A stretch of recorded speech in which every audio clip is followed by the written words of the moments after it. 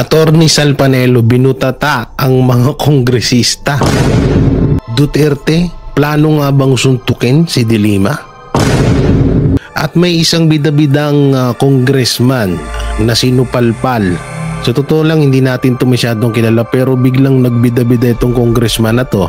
At ito rin yung nagsalita noon sa isang interview na si VP Sara Duterte ay magnanakaw. So yun po mga banateros, mga kabiyaya, isang mabiyayang araw po sa ating lahat at welcome back to my YouTube channel, J. Guevara TV nga po pala. Isa sa mga banateros brothers at ito, ang dami natin pag-uusapan. Grabe itong mga pag-uusapan natin, konti kulang muna natin ng konti ang ating camera kasi hindi bagay sa ating kagwapuan. So ito nga grabe trending ngayon ito sa social media, itong pagganon ni PRRD na sinasabi nilang susuntukin daw ni PRRD etong si De Lima. Alam naman natin si PRRD noon at noon pa man ito ay mapagbiro at kadalasan yung mga biro niya ay siniseryoso naman ng mga ulpong na to. Pero itong pag-amba, syempre hindi na po ito biro dahil babae po yung inaamba niya, kahit naman na tayo ay isang supporters ni PRRD ay hindi naman tayo pabor sa mga ganitong gawain, no? Pero dito kasi explain natin sa inyo kung sino nga ba talaga yung inambaan niya. At ito yung pabida-bida, ito yung pabidang congressman, sinupalpal ni Digong. Matatandaan nyo dati, minablog ako na isang congressman na nakatabingi yung panga na kung saan ay tinawag na magnanakaw itong si VP Sara. Hindi yung pag-ano natin itong sinabi ni Attorney Sal Panelo. Pag-usapan din natin. Siyempre, bago natin ito simulan, don't forget to like, share, comment, and subscribe sa ating YouTube channel. Pakipindot na lang dito yung bell button para lagi tayo updated sa ating mga video araw-araw. Pakidamay na rin ng join button at ang ating super thanks dyan. So, ito na nga, panoorin natin muna itong pahayag ni Attorney Sal Panelo mapatungkol sa kaganapan sa hearing kahapon. At dito nga sinabi niya nga ay dito tinanong nga sa kanya kung inabot bang harapan yung invitation kay VP Sara ng House of Representatives. Ito, panoorin natin. Kakayahan na isang government office na nagtatrabaho naman. Samantala, Attorney Sal, muling inibitahan ng House Committee on Good Government and Public Accountability si Vice President Sara Duterte na humarap sa pagdinig para sagutin ang umano'y maling paggamit ng confidential funds ng Office of the Vice President at ng noong siya pa ang namumuno nito. Personal na inabot ang imbitasyon kay VP Sara sa pagpunta nito sa Kamara para suportahan ng kanyang amang si dating Pangulong Duterte. Sa humarap na Quad Committee, itinakda ang pagdinig sa November 20. Ano masabi mo, Teresa, talagang inabot talaga kay VP Sara yung invitation. Well, nakaupo siya doon to give her support sa kanyang ama na pilit ginigiba ng mga tao doon sa Kamara, Attorney Sal. Para alam niya nga naman, notified siya. Sigurado. Pero sabi ni Inday Sara, nagbibiro naman siya. Sabi niya, tingnan natin. Diba sabi niya sa isang press tour niya, kung gusto kong magipag-away. Attorney Sal, how was your experience while you were there? For how many hours yung hearing, Attorney Sal? 10? Well, hanga ako dyan. Hanga ako sa Quad Committee. Talagang they're doing their work. Biro mo, 14. Tsatsaga sila ron. Although marami ring hindi tumagal. Kasi 2 hours before the end, ang dami nang nawala mga kongresista. Although nakapagtrabaho na sila kasi lahat sila na naibigay na yung mga talong nila kay dating Presidente Duterte. At halos parang 16 yata yung tanong kay Presidente. Dami. Kaya there was a time na naging boring na kasi paulit-ulit yung tanong. Paulit-ulit naman yung sagot. Hindi, totoo naman Totoo naman yung sinasabi ni Attorney Sal. Paulit-ulit yung tanong, paulit-ulit lang din yung sagot. Halos lahat ng nagtanong dun isa lang naman yung tanong. Na, katulad yan, tinanong, sino ba unang nagtanong? Sino ba to? Yung parang tunog hapon yung apelido. So ang katanungan doon kung may kung may pera ba daw na ibinibigay si PRRD sa mga kapulisan, reward, ganito. At kung sino daw mananagot. Kaya nga, di ba, tingnan nyo, sabi ni Dan Fernandez, 20,000 question daw, di ba? So, anong pinagkaiba ng mga tinanong nila sa tinanong doon sa Senado? Halos isa lang din naman. So ngayon parang gusto pa rin nata nila pabalikin pa si PRRD para sa pangalawang hearing na naman. Kung paulit-ulit lang naman din itatanong, edi wag na. Ang kulit talaga nila, Attorney Sal, no? And then, may ni-raise din kasi, Attorney Sal, bakit nandoon si former Senator Trillanes? Bakit siya naging resource person? And in what capacity daw na he is the right person to discuss EJK and the war on drugs, na malinaw naman that he is a critic of the former president. And sino daw nag-imbita sa kanya sa Kamara? And sino nag-approve na mapasama siya as resource person? May malamang si Tamba. Sino pa ba ibang tatawag dyan kay Trillanes? Si Tamba. So dito natin mapagtatanto na totoo nga yung issue dati na lumalaganap na itong si Trillanes ay bataan na ni Tamba ngayon. Kasi magulat tayo, ba't nandyan siya? Anong niya dyan? Anong papel niya dyan? Wala lang, papel niya dyan, isa sa mga resource person na dumiin sa mga Duterte. Isang witness, ganito ganyan. Witness na palaging walang ebidensya. In his capacity as anti-Duterte. Yun talaga. Hearing na yan perceived to be anti-Duterte. O, di, sinama na siya para kumpleto na yung senaryo. Tama. Pero in fairness also to the members of the committee, yung mga tanong naman ng mga miyembro, ayos naman. Kaya lang kumisan hindi sila nagkakaintindihan ni Presidente dahil kumisan naisip ko tuloy, talaga bang kinukonsume nila yung 10 minutes? Kasi yung 10 minutes actually hindi 10 minutes yun, maabot ng 30-45 minutes yun. So yung exposure nila sa mahaba. Mga re-electionista lahat ito Mm-hmm. Kahit na-discuss na ni Presidente. Naman talaga gusto nila dyan Bukod dun sa di umano ay tinatanggap nilang pera kada hearing. Ang isa pa dyan nahabol nila yung ma-expose sila ng matagalan. Siyempre pag Duterte, buong Pilipinas talagang manunood. Talagang susubaybay. So malaking bagay sa kanila yung 10 minutes na umaabot nga minsan ng 30 to 40 minutes na exposure. English pa ako, mali pa. na expose sa kanila, 'di ba? Lahat 'yan mga tumatakbo ngayon sila So malaking bagay sa kanila 'yun. Daig pa nila yung nagsabit ng tarpaulin sa buong Pilipinas. Gago! Diyan sa pag-expose sa kanila. Kaya tama naman yung sinabi ni Atty. Sal. Duterte, tatanungin pa rin nila, sabi nila, you mentioned earlier that this and that. Ulit na naman ang tanong. Sagot na naman yung mama. Pati yung nagturo siya sa Police Academy. Ilang ulit niya inuulit-ulit yun Pero ang mahalaga doon, marami na namang nag-aakala na marami siyang inamin doon. Unang-una yung sa jurisdiction. Para sinasabi niya, sige, dalhin niyo na ako doon. Pamamatay ako doon sa kulungan nila. Pero, kung nanonood ka until the end, maliwanag ang kanya sinasabi, wala kayong jurisdiction sa akin. Wala kayong jurisdiction.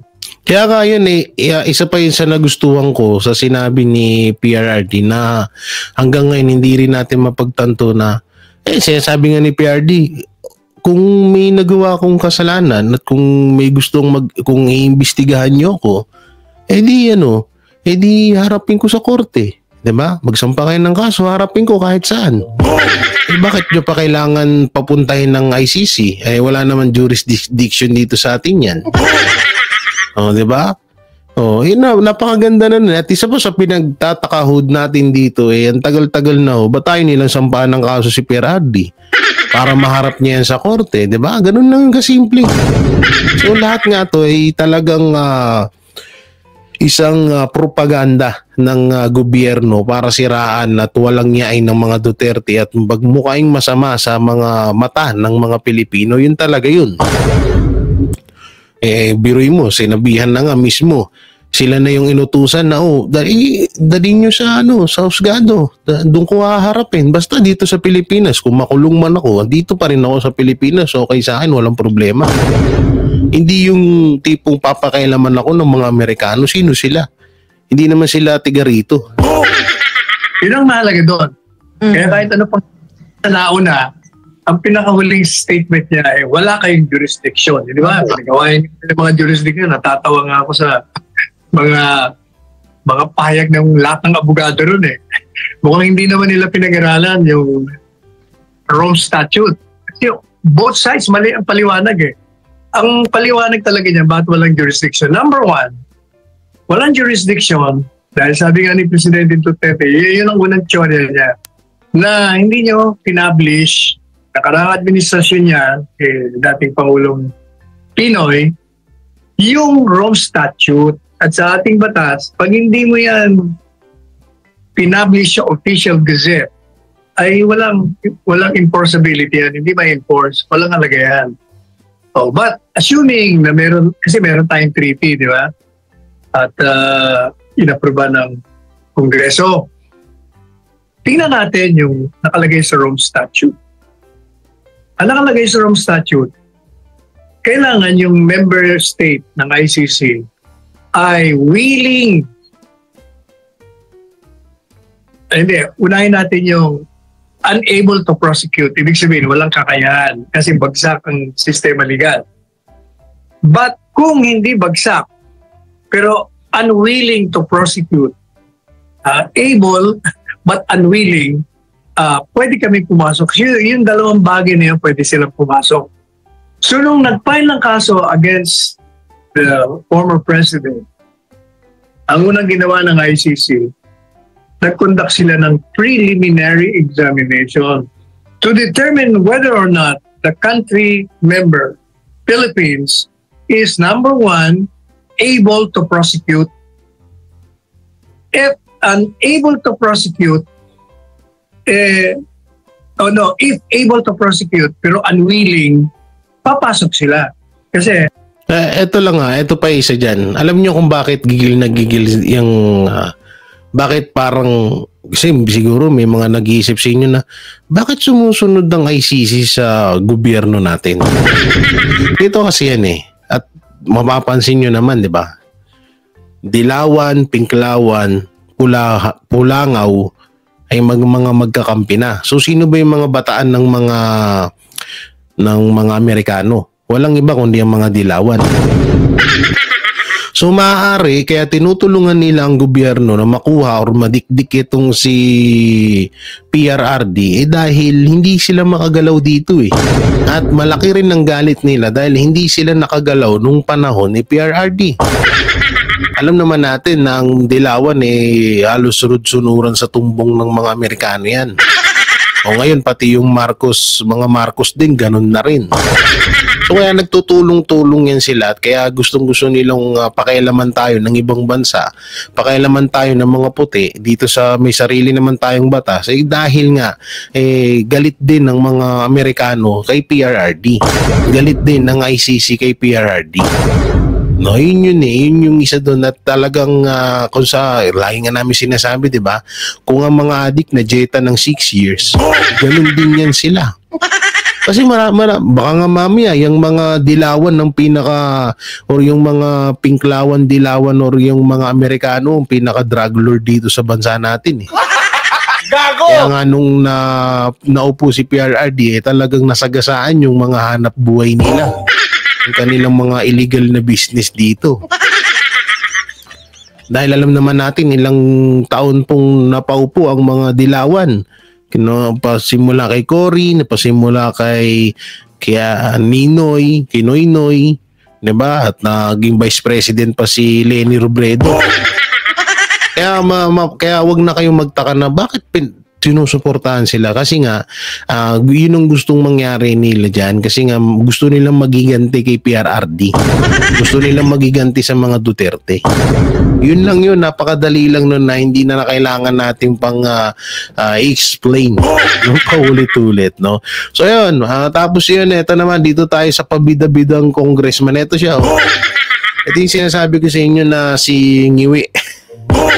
Si Kong Ngiwi. Ewan ko anong ano na naman ito. Tignan natin kung ano yung so palpal daw ito ni PRD, panoorin natin. Magandang gabi po, Mr. Chair. Maraming salamat. Magandang gabi po sa ating lahat. Ngingiwian na kayo Gago! Magandang gabi po sa lahat. Magandang gabi po. Parang nasobrahan tong isang to Totoo po yun. Kanina umaga pa, walang tayuan, walang kain. Pero chill lang muna po tayo in the pursuit of truth. Pero lang muna tayo. I'd like to begin with a short manifestation on the issue of the death penalty. I have to put on record that Akbayan maintains that this parang kalahi to ni Raul Manuel is an anti-poor measure. Alam naman po natin na ang karamihan, if not all ng nasa death row ay laging puro mahihirap dahil hindi nila afford ang mahusay na abogado. Which calls to mind yung mga biktima ng EJK na karamihan ay mahihirap. Kaya nga po marami nagsasabi that the war on drugs is a war on the poor. Since this morning, I was intently listening to the former president. At nung umaga po, during the first interpellation, nabanggit ninyo na kayo mismo ay nagugulat na sa dami ng pinatay at inutusan yung pumatay pero wala pang kaso laban sa inyo. Bakit po kaya ganon, Mr. Former President? Gulat daw si Piat. Ito may dagdag bawas lagi itong congressman na to Ewan ko, sir. Ikaw lang makasagot niyan. Tama naman. Tsaka ito isa kang pagkakalam ko kasi itong congressman na to ay isang proof ata or attorney. Ngayon, wala kasi nakalagay dito sa isang congressman. So kung gano'n ng mo, ba't hindi mo alam? Sir, ikaw lang makasagot niyan. Marami pong salamat for responding, Mr. Former President. I'll now go to my questions. Di ba pala question yun? Beginning with, earlier you have reiterated quite often that you will cooperate. Papayag po kayong maimbestiga at magpaimbestiga sa ICC. Is that right, Mr. President? Matagal ko na silang hinintay, sir. Ako nga ang lilipad na doon kung may pera lang. Gago! Tala, barag si congressman. Okay. Nakakatuwa pala to Totoo lang. Mr. Chair, Mr. Former President, the second question is, doon po sa investigasyon na ito sa ICC, papangalanan niyo po ba ang mga miyembro ng Davao Death Squad?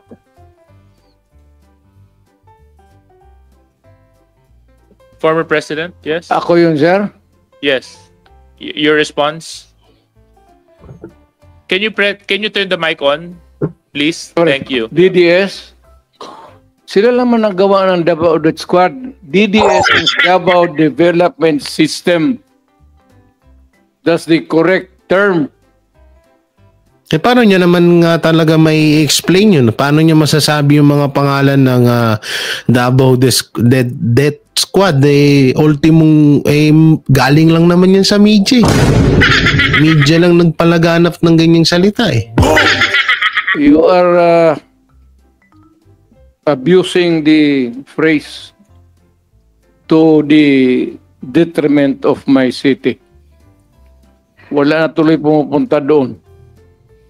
Still on the issue, Mr. Chair, willing po ba kayo na doon sa investigasyon na yon sa ICC na pangalanan ang mga biktima ng pagpatay sa Davao ng DDS, however you call it, simula nung kayo ay mayor hanggang sa kayo po ay maging presidente? Hindi ako gumagawa ng listahan, sir, kung sino ang namatay.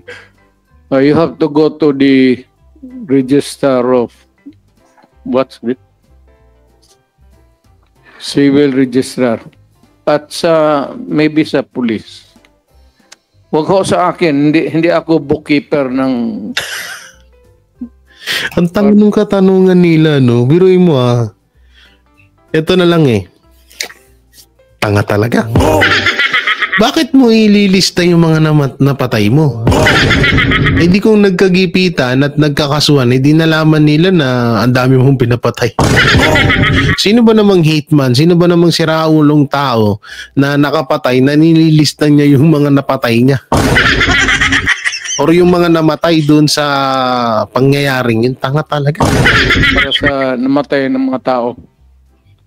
Next question, Mr. Chair, Mr. Former President, willing po ba kayo na doon sa investigation na yon magsalita tungkol sa paggamit nyo sa PNP bilang inyong death squad through the reward system? Yes, I will answer questions about DDS. But I have never said that I am willing to admit the existence of DDS to kill people. In that investigation, Mr. Chair, Mr. Former President of the ICC, willing po ba kayong banggitin kung sino-sino ang nasa drug war at a drug war watch list ng Malacanang at ng police? Magalit pa ako, sir, kung hindi nila gamitin. Totoo lang. I would be totally disappointed kung hindi nila gamitin yung listahan kung nasaan yan. And the people that they think could shed a light to the extrajudicial killing that happened in this country. Mr. Chair, Mr. Former President, dahil willing kayo magpaimbestiga, naniniwala po ba kayo na kayo ay entitled to due process? Paano to, korte?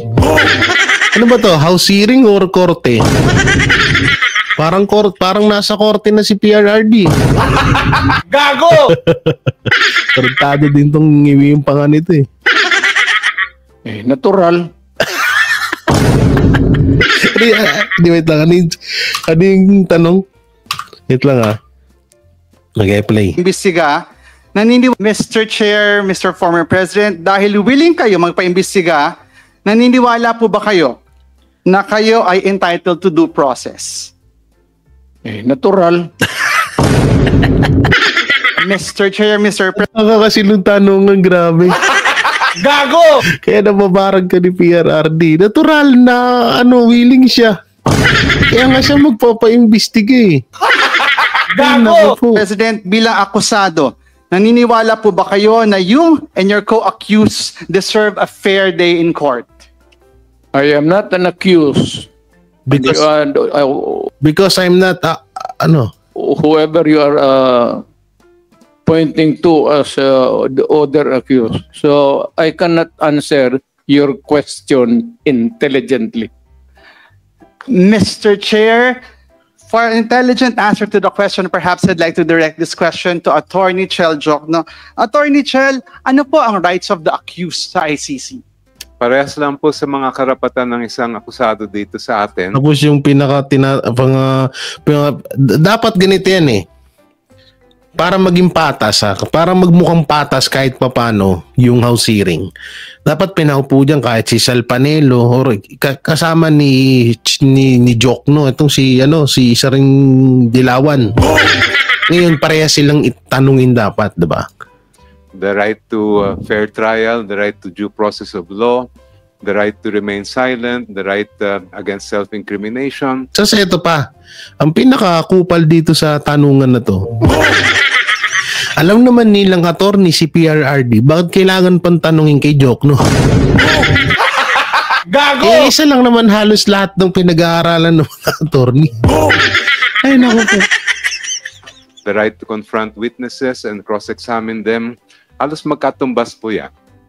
So kung magkatumbas po, kasama po dito, Mr. Chair, Mr. Attorney Jokno, yung they are innocent until proven guilty. Yes, the presumption of innocence also, yes.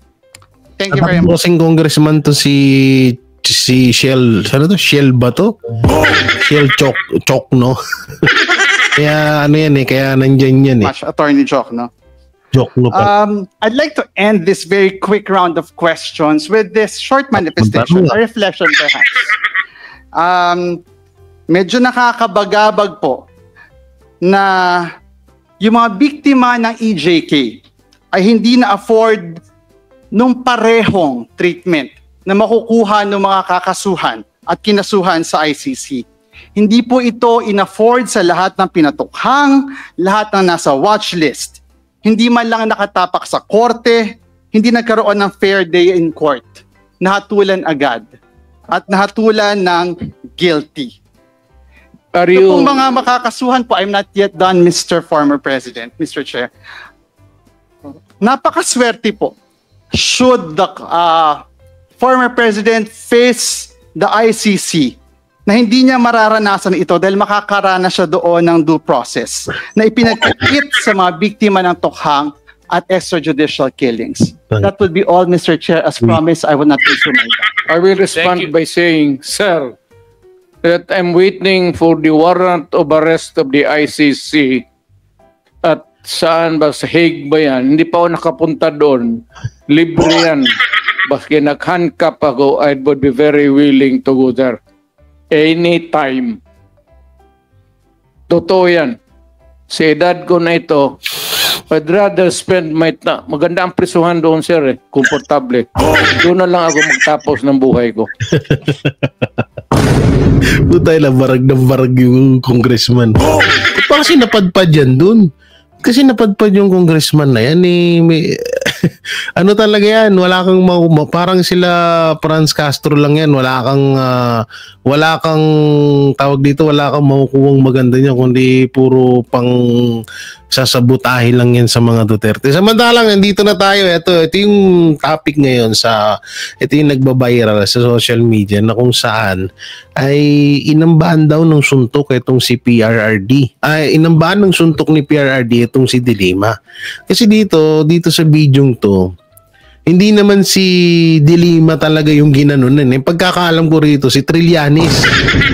Kasi nga si Trillanes, off-cam kasi, mahilig mang asar yan Mahilig yan manabutahe. At noon pa man, kay Alan Peter Cayetano, kay Enrile, gawain na talaga ni Trillanes yung parang aasarin kanya off-cam. Ganun yung abno na yun So eto, panoorin natin kung si De Lima nga ba talaga. Nakuhanan sa video ang tila ambang panununtok ni dating Pangulong Rodrigo Duterte kay former Senator Lee. Ginawa. Ang pagkakalam ko nga, baka itong pari pa nga yung ginanyanan niya. De Lima, magkatabi sa upuan ng dalawa sa ikalabing isang... Ayan si Trillanes yun pagdinig ng House Quadruple Committee o Quadcom araw ng Miyerkules, November 13. Nangyari ang insidente matapos igiit ng dating senadora na nagsisinungaling ang dating Pangulo nang sabihin nitong hindi siya nito kilala. Gayon din ang kontrahin nito ang mga sagot ni Duterte ukol sa war on drugs at umano'y deaths. Sorry UNTV pero alayo ng report nyo. Pasensya na Kasi yung amban ni PRRD na yun yung time na nagkasagutan sila ni Trillanes. Na ibabatungan ni PRRD yung mikropono. Gago! Ba't ganito yung balita nyo? Squad. Ang aksyong ito ni Duterte, tinuligsa ni De Lima. So that was so unbecoming, that was offensive. Kasi talaga namang wala siyang any sense of decency. Ang tawag dyan, bankruptcy, indecency. Wow. Na wala naman akong ginagawa sa kanya. Tapos gano'n ang gago. reaction niya. Samantala, nagbigay naman ng kondisyon ng dating Pangulo sa hamong pagpirma nito ng bank waiver. Ito ay matapos na igiit muli ni dating Senador Sonny Trillanes ang aligasyon nitong tumatanggap ng drug money ang pamilya Duterte. Ayon kay Duterte, hindi lang siya ang dapat mag-waive ng bank secrecy rights. Ang posisyong ito, iba sa naging pahayag niya sa pagdinig. Bakit ako lang? Para makita talaga ng tao yan. Yan ang pera ko. Ay mahingin nyo. Bakit ako lang? Samantala, hindi naman tiyak kung makakadalo pa sa susunod na pagdinig ng Quadcom si dating Pangulong Duterte. Sa susunod na linggo, inaasahang muling ipagpapatuloy ang pagdinig. So hindi na kayo pupunta, sir, sa mga susunod na pagdinig? Hindi. Maybe not. Depende mo. Ano mo, may pera ako. Hindi lang sasabi wala. Pero yung savings ko, ma'am, hanggang kailan ako mamatay? Handa namang mag-alok ng pamasahe ang Quadcom sa dating punong ehekutibo. Handa mag-alok, ba't pera ba nila yun? Kapal din ng mukha ng mga congressman, no? Nung Quadcom, no? Anong handa magbigay ng pamasahe? Pera nyo ba yan? Dapat pera nyo.